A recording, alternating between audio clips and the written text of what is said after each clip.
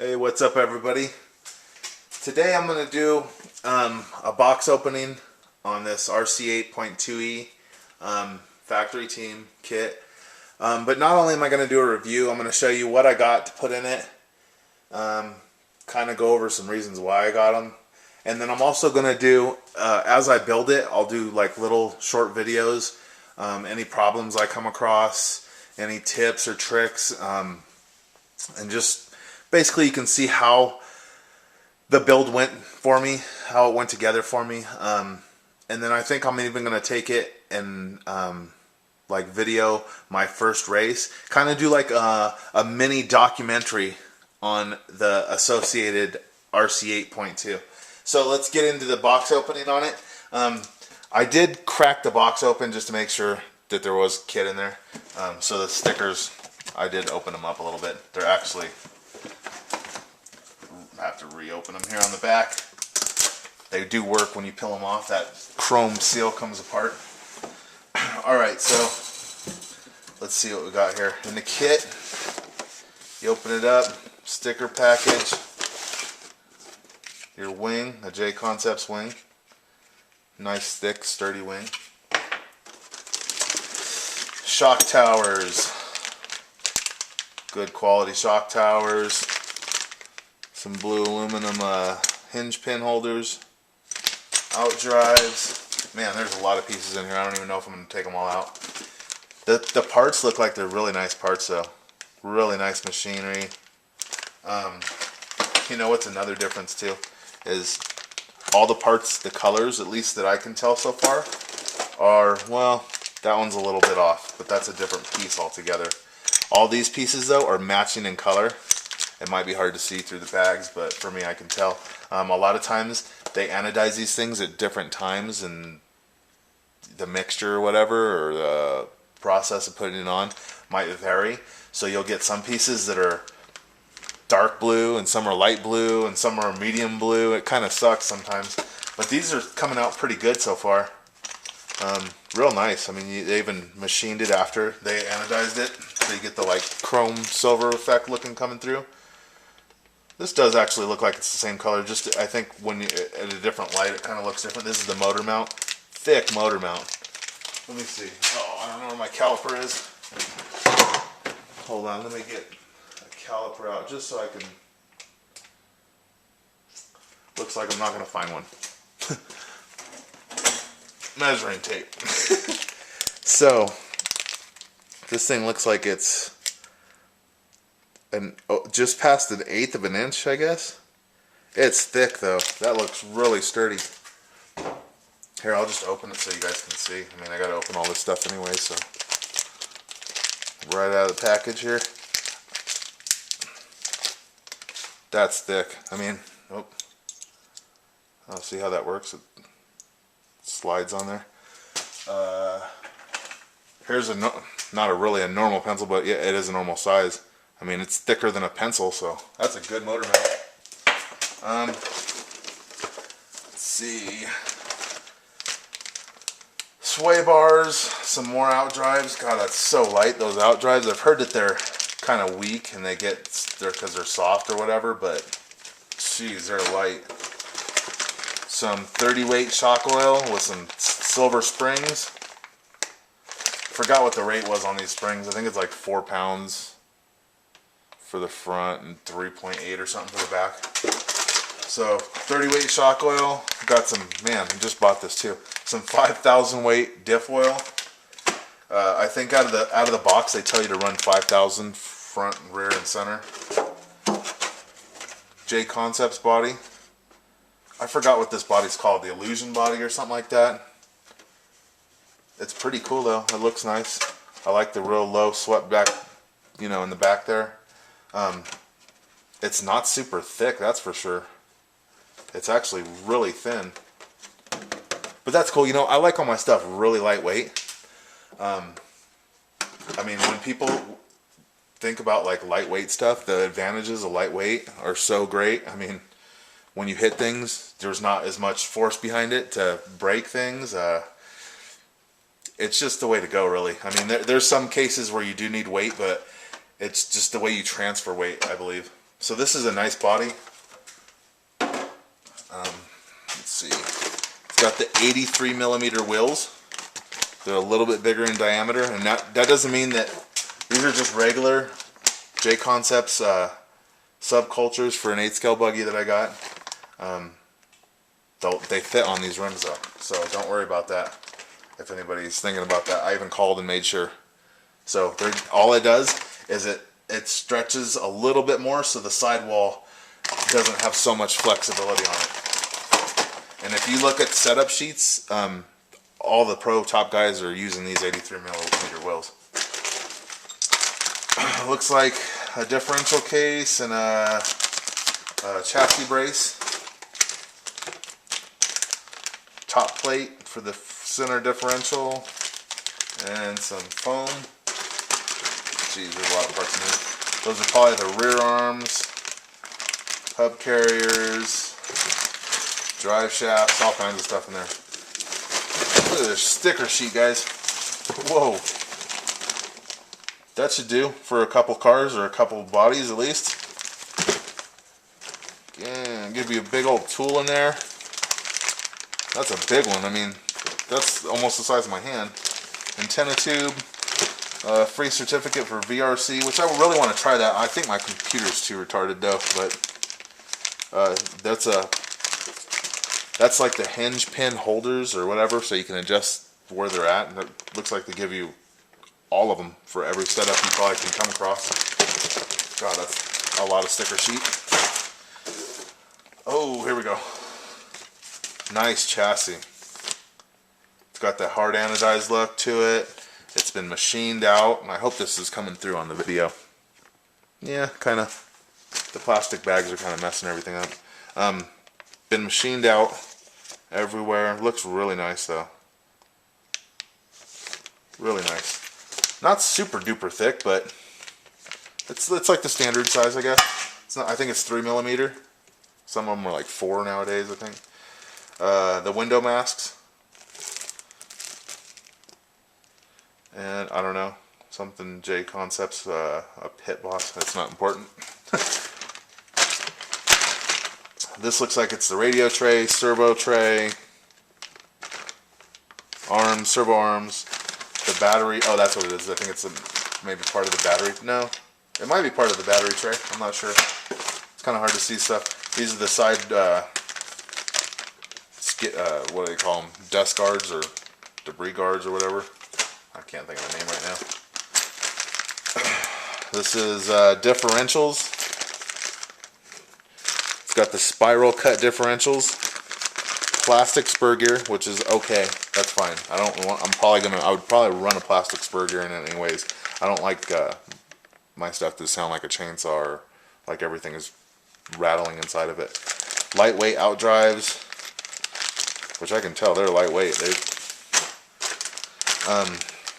Another differential case, bearings, gears. Jeez, this is going to take forever to put together.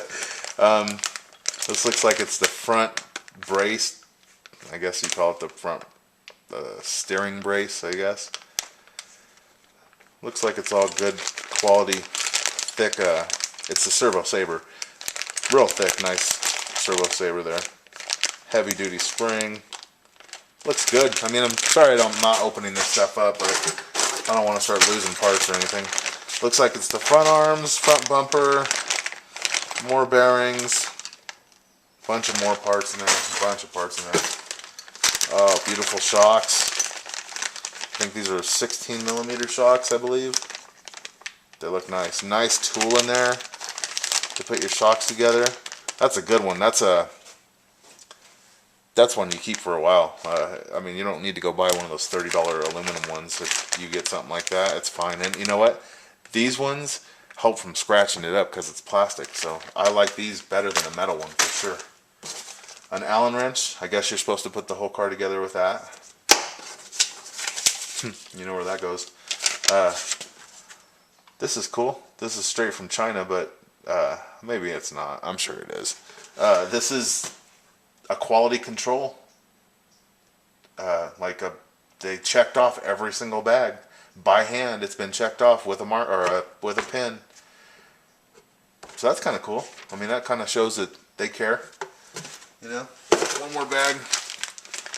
The wing mount and the wing mount. So I've got a ton of parts to put together, people. And like I said, I'm gonna put. Let me touch a couple more subjects real quick. I know people are like, "Why'd you get an Associated? Techno. Well, Technos are badass cars. I'm not gonna lie. I don't know if it's just a trend right now or what's going on, but I mean they're awesome cars, and I like the story behind Techno. Supposedly the guy, he's like a younger guy, went to a hobby shop looking for a receiver box for like an E-Revo. They didn't have it, so he decided to go home and make one. And after that, I guess his company just took off. People wanted his parts, which is great, man. That's awesome. I'm glad that that worked for that dude. I wish that could work for me. And like I said, his cars they're top of the line. They're absolutely top of the line. I've heard some people say that this isn't a great car. It's kind of weird because you see people say that it's not a good car, but then when you read reviews about it, people love it. It's honestly, we all know that Kyoshos are probably the best cars out, and this thing is almost a copy of a Kyosho car. I mean, it's the servos, the servo saver, just about the whole car is laid out exactly like a Kyosho car. So I don't know. I mean, I've always liked Associated stuff. They've been around for a long time. As long as you get the real Associated stuff, not the qualifier series of things, which that's not a bad car. I haven't really run it yet, so I don't know. I can't really 100% tell you. This is really designed by Kyosho. These are really driven by their top pro drivers. I think it's a cool car. I think it's going to work great. And it's not the most expensive, but you know, I believe that the car is 25% of the whole deal, and the rest of it's the driver. You know, the driver's 75% of the car. It's you know, it's not the car winning the race, really. It's the driver winning the race. And if you're a good driver, you can take anything and probably beat most people, you know. Case in point, those slashes over there beat the higher end cars all the time. So I'm not really, you know, I'm not trying to say slashes are great cars. They're, you know, they're better than a Techno or anything, or a Losi. Obviously those companies do more design work and they're more of a race car, but I'm just saying I can beat most cars with that slash over there. So it's a lot of it is the driver. I forgot to do a couple more things. I hope I don't run out of time here. I put an Airtronics servo in it, or I'm going to put an Airtronics servo in it. This is, I don't know if you can see the part number, 94780 servo. This is another thing that I'd like to take a minute. Airtronics has been around for a long time, people. They make the best stuff. I truly believe that Airtronics and Futaba are the top-notch companies out there for, at least for like your radio equipment. And I'm kind of over. I believe that Airtronics is a little bit better than Futaba. I mean, Futaba has really nice airplane radios, and but I think for car stuff, this Airtronics is better. They've been around forever. All the top pros use their stuff. A lot of people now are all about Savox, and it's kind of like, if you notice, everybody that runs Savox servos, they have to use a glitch buster, or they've talked about using a glitch buster, or they'll talk about some problem that they had with their servo. I know that they're a little bit cheaper, and that they come out with crazy numbers on the torque ratings and speed ratings and everything like that. But again, I think it's just the new fad kind of. I was looking a little while ago actually at servos, and I came across some Savox servos, and they all came with a glitch buster. Now I run glitch busters on my stuff too, but that's just kind of like a precaution, just to help out the whole system. Obviously, it's not. This servo didn't come with a glitch buster. They figured that out for everybody. And if you want to talk about ratings, let's talk about ratings real quick. At 4.8 volts, this thing produces 361 ounces of torque. This is not a high voltage servo. This servo only runs at a max of 6 volts, I think. I mean, it might go up to 7.2 or something like that for a minute, but it's the 4.8 and 6 volt servos. At 6 volts, you ready for this? At 6 volts, which I'll be running at 6 volts through my BEC on my speed controller.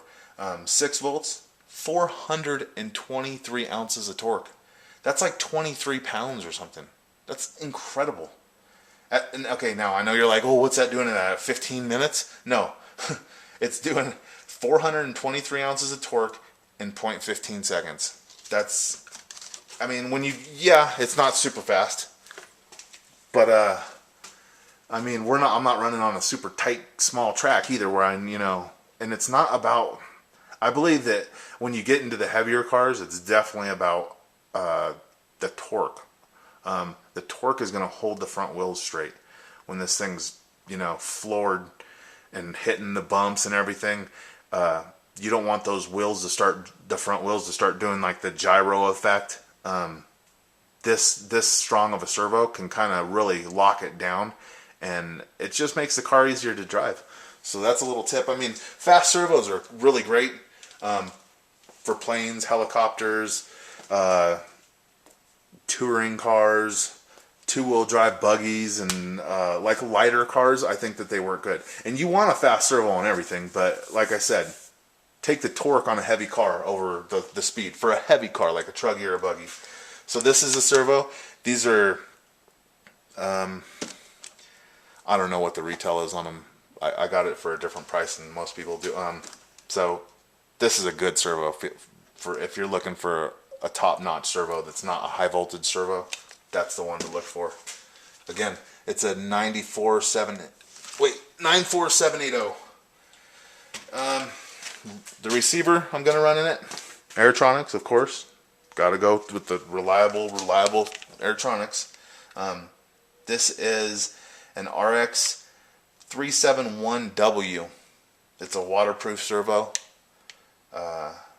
I've run them in my Slash, and they're flawless. Absolutely flawless. Really small antenna on them. By the time this thing comes out of the receiver box and you put an antenna on it, your antenna is like 2 inches tall, 3 inches tall. It doesn't come out of the short course bodies at all. So, Airtronics receiver. I've got some Pro-Line tire glue. Pro-Line tire glue. I know my camera sucks, but I'm working on it, folks. My wife actually has really high-end cameras. We just haven't figured out how to shoot video on them yet. She has them set up for taking pictures, so I'm going to soon be using a high-end Nikon camera, so we'll get close-ups and you'll be able to see stuff a little clearer. This is their tire glue, though. Pro-Line, obviously great stuff, you know how that works. And always trustable, reliable, trusty Thunder Power. Look at this monster. Oh, I hope I don't drop it. Okay, this is basically the same thing that I run in the 4-wheel drive short course and the 2-wheel drive short course. Do I have to cut open this package? Yeah, let me just open it real quick for you guys. Oh no, I don't have to cut it open. So Thunder Power, I always use Thunder Power batteries. Hands down, they're the best batteries. There is some other higher end batteries out there. The Reedy stuff's really nice too. This is a 4-cell. What is it? It's a 4300 milliamp, 35C. Now I know you're thinking like, oh, it's only 35C. Oh, it's also ROAR approved. Comes with Deans. Comes with the normal size JST, or balance lead, or whatever you want to call it. I think it's called a HX plug or JX plug or something like that. This isn't the small ones that they're known for. This fits almost everybody's stuff now. Okay, so don't be afraid to buy this battery. And you know what? Everyone thinks that, oh, it's so expensive. Yeah, they're more expensive than like a Turnigy or something from Hobby King. But you know what? I'll see you later when your batteries are puffing up and this thing's taking it like a champ. And I know. Okay, what I was gonna say is 35C. Now let me explain something to you. Okay, this company, they, along with other companies that do the same thing, they don't lie about their rating. Okay, this is a 35C battery, and I think it produces 300 something amps on a burst, and a continuous of 155, I think, maybe. This is all you need. This is a lightweight battery to go in a lightweight car to be competitive in races. This is what you want. I mean, look at the setup sheets for pro drivers and see what they're running.